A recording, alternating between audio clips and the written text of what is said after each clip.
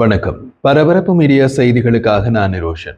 அமெரிக்க ஜனாதிபதி Donald Trump ஈரானுடன் அணுசக்தி ஒப்பந்தம் தொடர்பான பேச்சுவார்த்தைகளை நடத்தி வரும் நிலையில் இஸ்ரேல் அமெரிக்காவுக்கு போதிய கால அவகாச முன்னெச்சரிக்கையை கொடுக்காமல் ஈரானிய அணு ஆலைகள் மீது தாக்குதலை தொடங்கக்கூடும் என்ற கவலை வாஷிங்டனில் அதிகரித்து வருகிறது.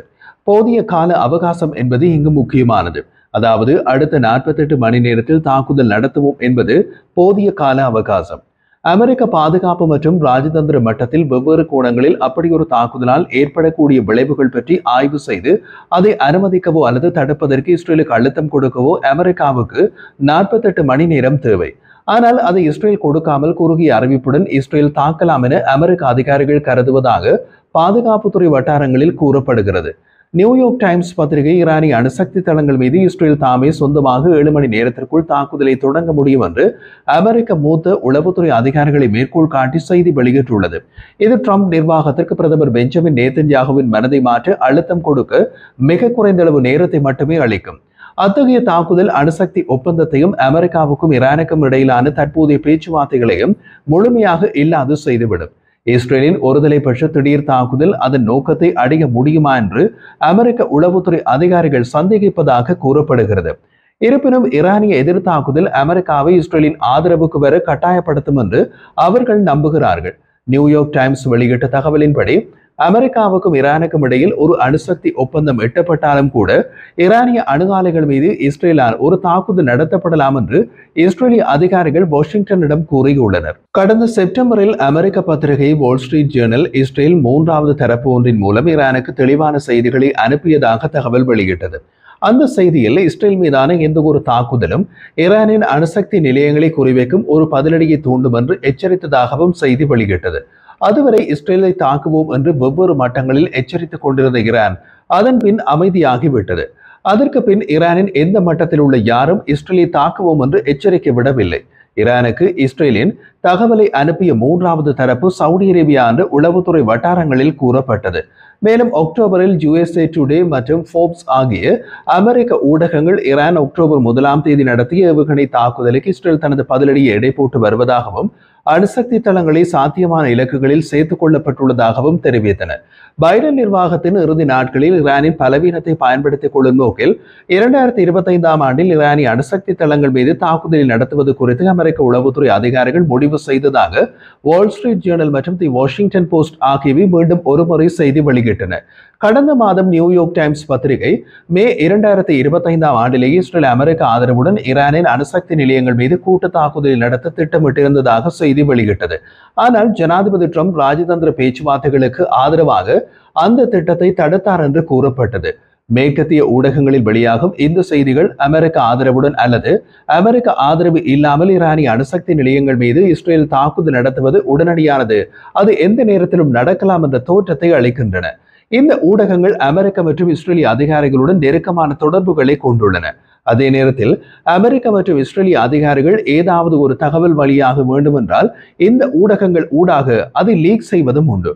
இந்த சூழ்நிலையில் ஈரானின் பலவீனம் என்று கூறப்பட்ட நிலையில் இஸ்ரேல் ஒரு தாக்குதலை நடத்த வேண்டும் என்ற உள்நாட்டு அழுத்தம் நேதன்யாகுவுக்கு அதிகரித்து வருகிறது. அவரது அரசை தாங்கி நிற்கும் வலதுசாரி அரசியல் கட்சிகள் ஈரானை தாக்க வேண்டும் என்று கடும் அழுத்தம் கொடுக்கின்றன. பெயர் குறிப்பிடாத உளவுத்துறை அதிகாரிகளை அடிப்படையாக கொண்ட இந்த ஊடக செய்திகள் நேதன்யாகு எந்த நேரத்திலும் ஒரு தாக்குதலுக்கு உத்தரவிடலாம் என்பதை காட்டுகின்றன. கடந்த ஆண்டில் இஸ்ரேல் ஈரானிய அணுசக்தி நிலையங்களை தாக்க வேண்டிய பல வாய்ப்புகளை இஸ்ரேல் தவறிவிட்டது. அதற்கு காரணம் ஜோ பைடன் நிர்வாகத்தின் கடும் அழுத்தம். இப்போது அமெரிக்க ஜனாதிபதி ட்ரம்ப் ஈரானிய பேச்சுவார்த்தைகளில் எந்த முன்னேற்றமும் ஏற்படாத விரக்தி நிலையில் உள்ளார். அதனால் ஈரான் மீது இஸ்ரேலின் ஒரு உடனடி தாக்குதல் ஜோ பைடன் நிர்வாகத்தின் கடும் அழுத்தம் போன்ற ஒன்று ட்ரம்ப் நிர்வாகத்திலிருந்து கொடுக்கப்படாது போகலாம். அது நேதன்யாகுவுக்கு நன்றாகவே தெரியும். கடந்த காலத்தில் ஜோ பைடன் நிர்வாகத்தின் கடும் அழுத்தம் காரணமாக இஸ்ரேல் தவறவிட்ட வாய்ப்புகள் இவை.